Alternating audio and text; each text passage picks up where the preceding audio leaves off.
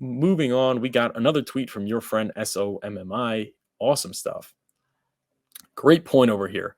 If Pulsechain was launched earlier, we would be seeing PLS down 75% from day one sacrifice price. Since it has not launched yet, I welcome it, and you should too. It has no scars of history to battle when 2023 and 2024 bull times arrive. Hex has taken the beating. It's a great, great point, very important point, a point that a lot of people are not talking about.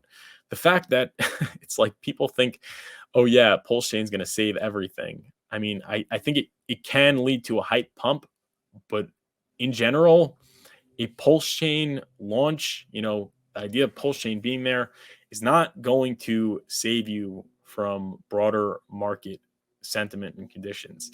And when Bitcoin crashes, 50, 60%, it's going to bring Pulsechain down. And it brought Hex down. People thought it wouldn't bring Hex down. It brought Hex down. Pulsechain would not be the exception. I myself, frankly, wouldn't mind a 75% dip because I didn't get in on the sacrifice. So that would present me and all you guys a great opportunity, even if you got in on the sacrifice. But if you think that, you would have had life-changing wealth between, let's say, last May or a year ago when people thought that Pulsechain would originally launch, that's not true. That is just simply not true. You would be down. I mean, that's just the way it works. Markets, tokens are, cryptocurrency is bonded with each other in liquidity, and, Bitcoin is tied to fiat, which is tied to the broader markets and which is tied to Federal Reserve monetary policy. That was, if there was one thing to learn from this past bull market, it's that Bitcoin is not a hedge against inflation. It's not a safe haven asset. It's simply not true. It's not true. It's a speculative asset. It's leverage to the broader markets. When there's easy money, Bitcoin goes up. That's what's actually interesting. So Max Kaiser, I remember he was complaining about the low interest rates, saying raise the rates. Does he still want the rates raised? I mean, the low interest rates really, if we're being honest, is what allowed for Bitcoin to have the price performance that it has had. We would not be having that with high interest rates. If we had high interest rates, people would be able, if it was just a Federal Reserve policy, not even like a gold standard sort of thing, but just interest rates were 8-9%, it would be deflationary. I'm saying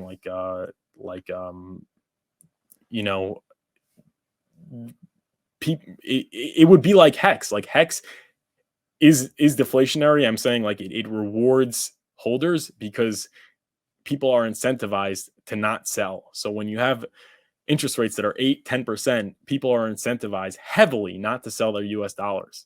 So it would be deflationary. People would second guess, like, oh, should I go on this vacation? Oh, should I put my money in the stock market? No, I could just lock it up in bonds and safely earn a consistent 8-10% a year. Let me not spend as much. And then the value goes up despite circulating supply. People have to get past circulating supply. It's not that simple. But so it's this tight monetary policy that's done so poorly for Bitcoin's price performance and would do the same for Pulsechain's price performance. And now that we're closer to the bottom, I feel a lot safer in Pulsechain having less dips, I guess. I mean, having less time to the downside and more time to the upside, so to speak. I mean, it is interesting. So if he would have launched Pulsechain a year ago, right? If he would have launched Pulsechain like when Bitcoin was at 50, 60,000 and Pulsechain would have went down 90%, 80%, whatever it is, there would be more bragging rights because that means it could run up that much more, because that means there's a massive sell-off. There are less wallets holding it. There are less people in on it at the bottom. So that allows for more potential buyers and more potential buy pressure.